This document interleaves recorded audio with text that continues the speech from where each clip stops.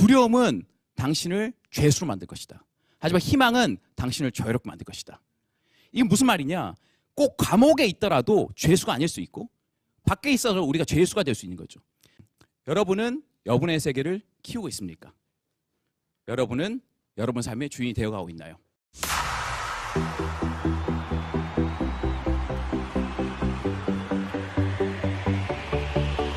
자유라는 것은 조건이 아니다. 자유라는 것은 내 삶의 태도다.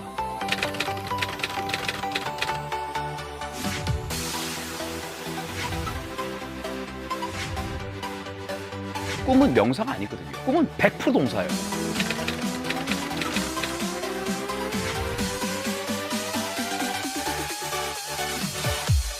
그냥 거의 다 그대로 살게 돼 있어요. 근데 한 번씩 인생이 변할 수 있는 찬스가 오거든요. 교차로죠. 꺾을 수 있는. 인생이 지금 교차로인지 아닌지 어떻게 할 수 있냐? 낯선 사람 있으면 딱 신경 써야 돼. 교차로가 될지도 몰라. 이게 지금 터닝 포인트가 될 수도 있어.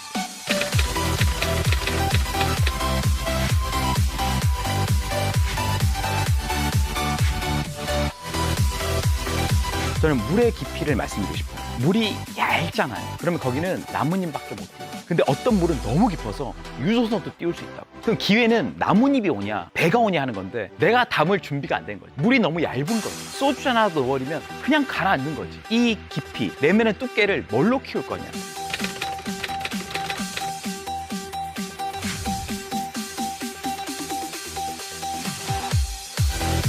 저는 원래 작가가 아니었어요. 책을 쓰게 된 계기는 저의 메시지를 통해서, 저의 워딩, 저의 생각을 통해서 여기에 반응하는 사람들을 만나고 싶었어요. 누구나 제 책 보고 와 하지 않거든요. 하지만 제 책을 보고 뭔가 느낌이 있고 반응이 있는 사람들은 어떻게 보면 저랑 같이 연대할 수 있는 그런 소울을 가진 사람들이에요.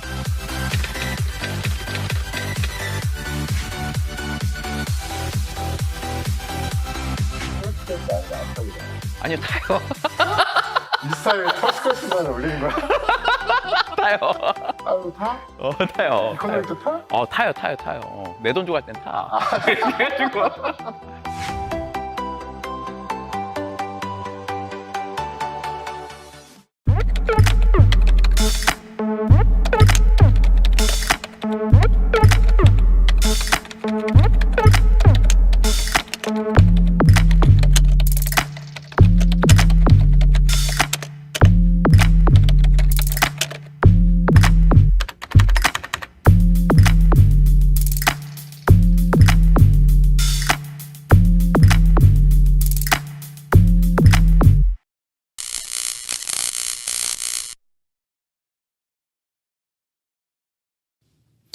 예, 안녕하세요.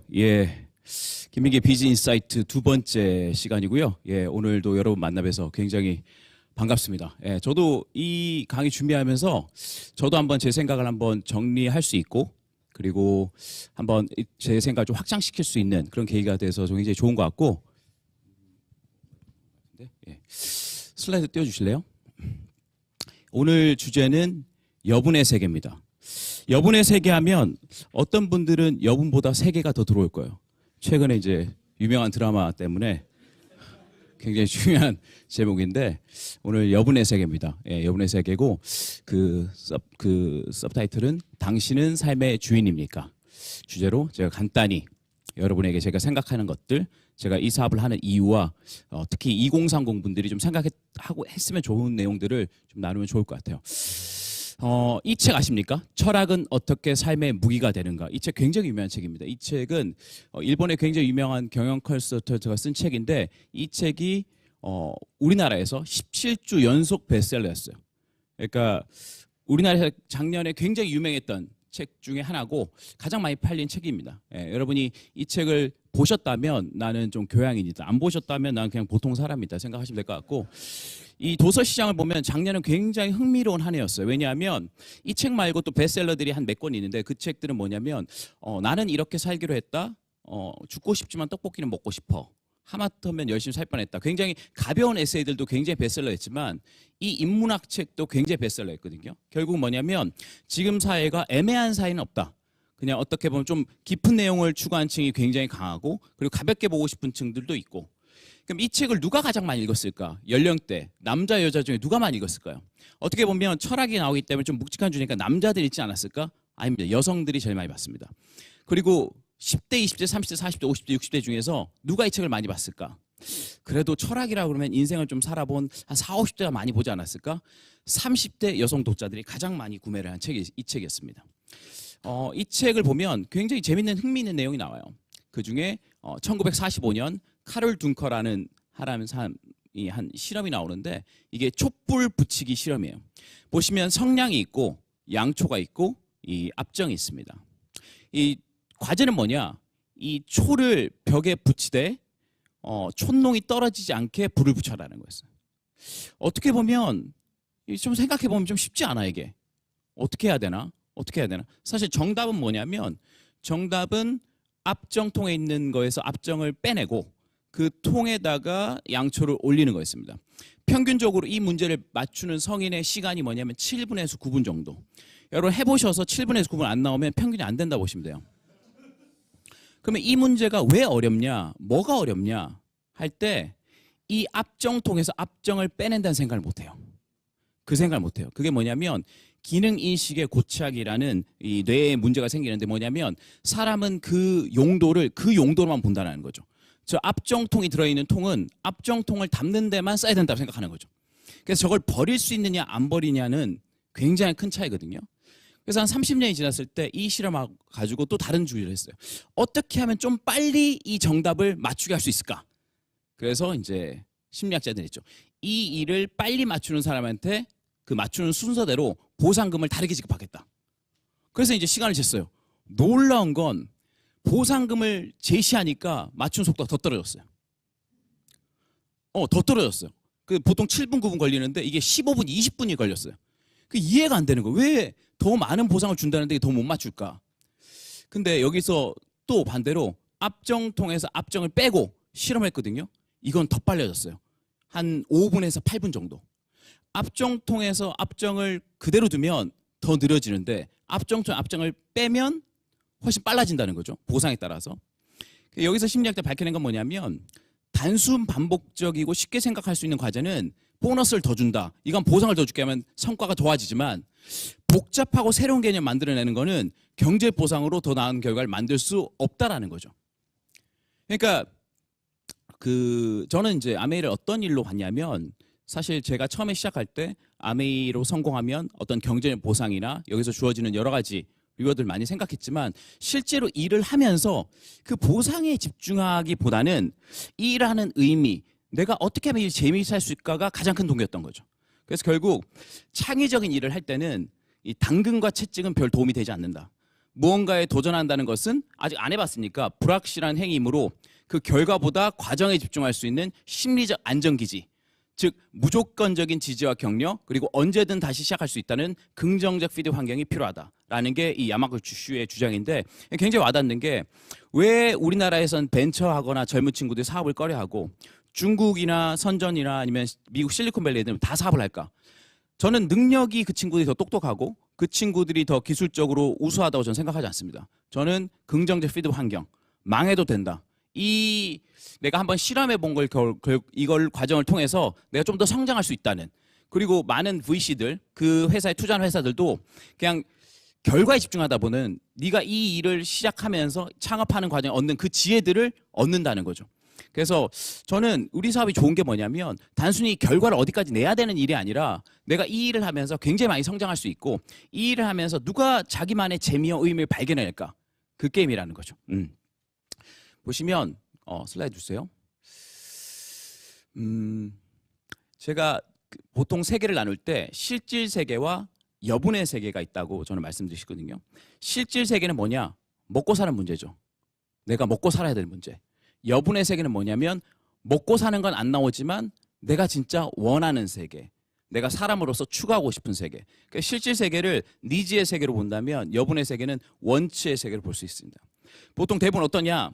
실질 세계 이만큼이고 여분 세계가 작아요. 그래서 내가 일을 하다가 힘들면 여기서 이제 오락이나 휴식하면서 여가를 즐기죠. 이게 이제 보통 사람 구조인데 옛날에 아리스토텔레스 정치학 보면 과거에는 이 실질 세계, 여분의 세계가 굉장히 나눠져 있고 실질 세계를 담당한 사람 따로 있고 여분의 세계를 담당한 사람 따로 있었습니다. 그래서 여기서 뭐라고 그랬냐면 국가에는 서로 없어서 살 수 없는 결합이 있다. 같이 생존하기 위한 자연적 지배자와 피지배자의 결합. 주인에게는 적절한 지식이 있고 노예에게 적절한 지식이 있다. 새로운 가치를 만들어내는 자유인은 철학이나 정치에 몰두하는 사이에 주변을 돌볼 노예를 둔다. 항상 실질적인 것만을 추구한다면 자유로울 수도 없고 또 정신이 고양되지 않는다. 제가 2005년도에 직장 다니면서 느꼈던 아쉬움이 그거였어요. 아무리 직장생활 열심히 한다고 그러고 잠깐 월급으로 남는 걸로 내가 조금 친구들 놀 수도 있고 하지만 난 절대 자유롭지 못하겠다. 결국 내 신분은 그냥 노동자, 어디 구속된 사람이니까 잠깐 왔다 갈 수 있지만 내가 완전히 내 삶을 컨트롤할 수는 없겠다. 과거엔 분리가 완전 돼 있었죠. 노예는 평생 노예만 일만 하면 돼요. 그냥 일만 하면 돼, 실질세계. 그리고 귀족들은 생각을 책을 썼죠. 우리가 아는, 여러분이 아는 모든 웬만한 고전책은 다 귀족들이 쓴 거예요. 노동자가 쓴 책이 없습니다. 왜? 생각할 시간이 없거든. 그래서 어떻게 보면 보통 사람들은 이렇게 가지고 있어요. 일하고 바쁘죠. 여분세계를 가지고 있습니다. 이것을 우리는 소확행이라고 그래요. 열심히 일을 하다가 한 번씩 내 세계를 가지는 거. 그래서 지금 젊은 친구들은 뭐 아무리 보상이 크다고 해도 이 여분의 세계를 건드리는 걸 굉장히 싫어요. 만약에 회식을 한다. 근데 내가 그 회식할 시간에 집에 가서 내가 하고 싶은 게 있었어. 보고 싶은 영화가 있어. 절대 회식 안 가죠. 결국 지금 비즈니스는 이 젊은 사람들이 여분의 세계를 터치하지 못하면 절대 그들에게 어필할 수가 없는 것 같습니다. 그러면 실제 비즈니스나 예술 쪽이나 결과를 내는 사람들은 실제 세계가 여분의 세계가 어떻게 돼 있냐? 이렇게 돼 있죠. 여분의 세계가 훨씬 큽니다.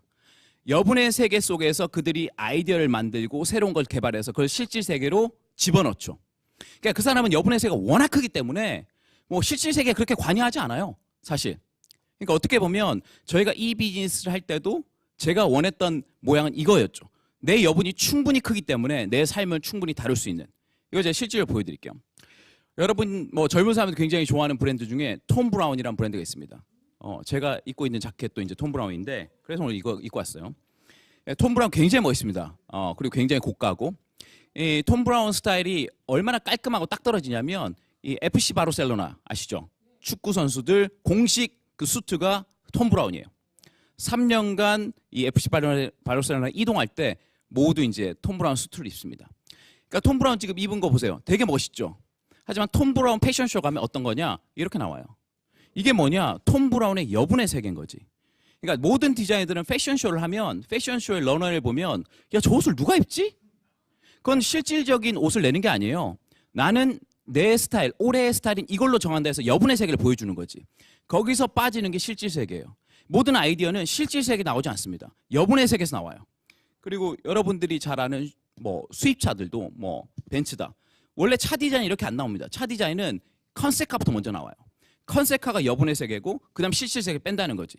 그래서 모든 새로운 아이디어나 우리가 전략들은 절대 실질 세계에 나오지 않는다는 거. 실질 세계는 남들이 만든 기존에 존재한 세계이기 때문에 거기서 승부할 영역은 없어요. 내가 느끼는 여분의 세계만이 아이디어가 새로 나온다는 거죠. 역대 가장 흥행했던 영화, 전 인류가 본 영화 중에 3등이 뭐냐? 이 타이타닉이에요. 두 번째가 뭐냐? 아바타입니다. 둘 다 이제 제임스 카메런이 연출한 건데 가장 히트한 영화는 뭐냐면 어벤져스의 엔드게임이에요. 다 상상력에서 나온 거. 근데 이제 영화의 극장에선 수입으로는 완전 실패했지만 비디오 대여, DVD, 뭐 그다음에 TV 방영권으로 가장 많은 수익을 낸 영화가 있습니다. 그 영화가 뭐냐면 바로 이 쇼생크 탈출이라는 영화예요. 뭐 아시는 분도 아시겠지만 저는 이 영화를 너무나 좋아합니다. 아시겠지만 이게 뭐냐면 쇼생크 탈출 스크립트 영어 원문이에요. 저는 영어 공부를 이걸로 했어요. 너무 좋아해서. 그러니까 영화 볼 때 제가 너무 빠져가지고 저 단어 같은 걸 영어로 공부하고 싶다. 그래서 제가 아마존에서 주문해서 샀거든요. 그래서 저는 이 영화를 굉장히 좋아하는데 이 영화의 인상적인 장면이 몇 개 나옵니다. 이 영화가 94년도 개봉했어요. 근데 이 94년도에 왜 성공을 못했냐면 94년도에 포레스트 검프가 나왔고 뱀파이어 인터뷰라는 영화가 나왔기 때문에 이 쇼생크 탈출은 그렇게 주목받지 못했어요.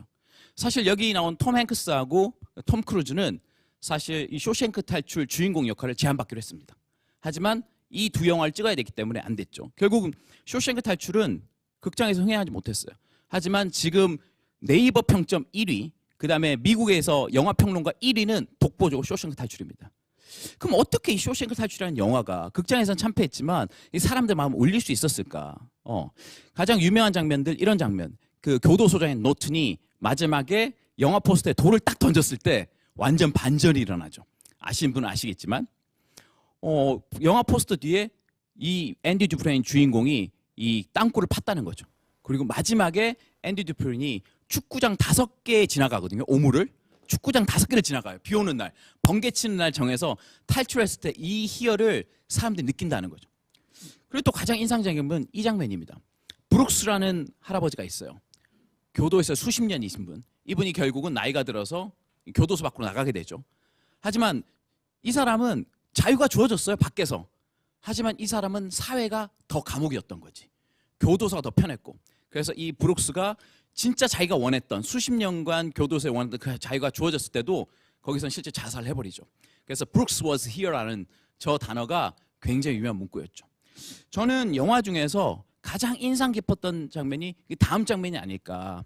어떤 장면이냐면 이 앤디라는 이 주인공이 이 수감된 죄수들을 위해서 이 사람들도 책을 읽게 했으면 좋겠다 싶어서 이제 공공기관에 편지를 쓰거든요. 몇 년간 쓰냐? 6년 동안 씁니다. 6년 동안 편지를 써서 결국 받아내요. 도서 지원금을. 근데 그때 책들만 온 게 아니라 레코드판이 옵니다. 그때 이제 레코드판을 딱 여는데 그게 모차르트 오페라의 피가로의 결혼이에요. 그 장면 잠깐 보시도록 하겠습니다.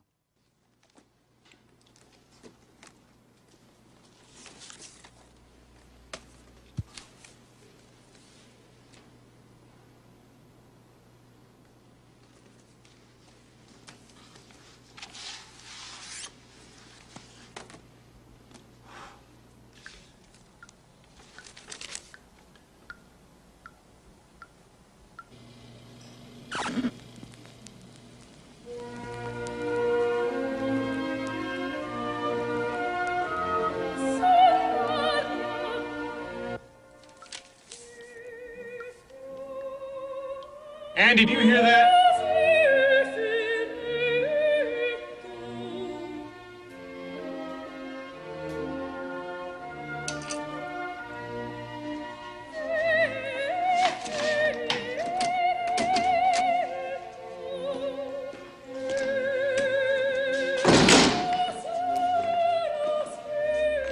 교도소는 난리가 나죠. 이 음악을 틀 때. 왜냐 금기시되는 것들, 절대 외부의 콘텐츠를 죄수들한테 들리게 만드니까.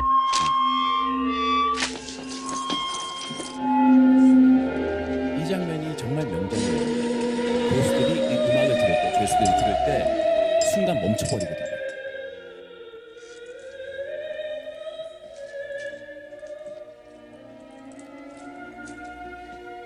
이때 어마어마한 감동입니다. 결국은 그 앤디 이 주인공이 나누고 싶었던 이런 것들이에요. 단순히 음악이 아니라 음악을 통한 자유. 인간은 본질적으로 무엇을 추구해야 되는가? 우린 비록 감옥에 있지만 우리는 이 감옥 안에서 자유할 수 있다는 거죠. 이때 굉장히 용감합니다, 앤디가. 그러니까 그 이 간수들이 이 감독관들이 문 열라고 그래요. 네. 그렇죠. 레드라고 모건 프리맨이 복잡하는데 나는 그 이탈리아도 뭔 소리 모른다. 근데 굉장히 특별한 걸 느꼈다는 거죠. 이 사람들은 태어나서 처음 들어본 오페라를 알지도 못했지만 그거는 지식에 나오는 실제 세계가 아니라 감성의 느낌, 여분의 세계이기 때문에 완전 감동 먹은 거죠. 저는 베스트 장면이 저는 이 장면을 꼽고 싶거든요. 네.